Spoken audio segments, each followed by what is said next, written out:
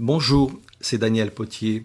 La méditation que nous allons faire aujourd'hui se trouve dans l'évangile de Matthieu, au chapitre 4 et le verset 18. Voilà ce que nous trouvons. Comme Jésus marchait au bord du lac de Galilée, il vit deux frères, Simon, appelé Pierre, et son frère André, qui jetaient leurs filets dans le lac. C'étaient des pêcheurs. Jésus leur dit « Venez derrière moi, et je vous ferai pêcheurs d'hommes. » Aussitôt, laissant leurs filets, ils le suivirent. Un peu plus loin, la même histoire va se répéter avec deux autres frères, Jacques et Jean, où il est dit qu'ils laissèrent tout et le suivirent. Mais au fait, c'est quoi suivre Jésus? Quand les rabbins du temps des évangiles disaient aux personnes de les suivre, c'était pour enseigner leurs règles d'interprétation au sujet des préceptes de Dieu. Il les avait résumées en 613 lois, et on appelait cela un joug. Accepter leurs règles d'interprétation, c'était accepter leur joug.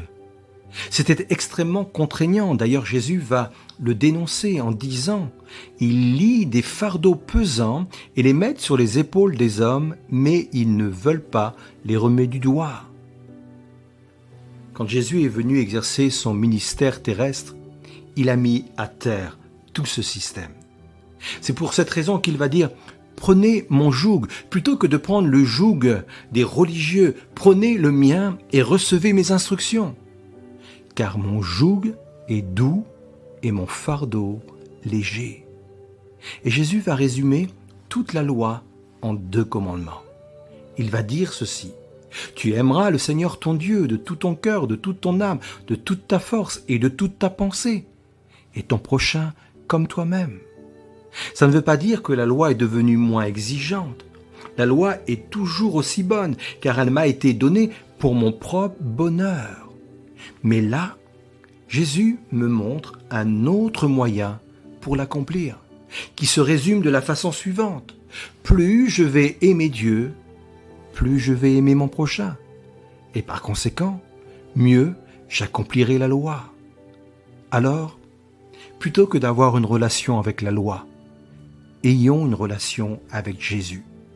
Car c'est de cette relation que va naître en moi les directives de Dieu. Et c'est une autre façon pour moi de suivre Jésus.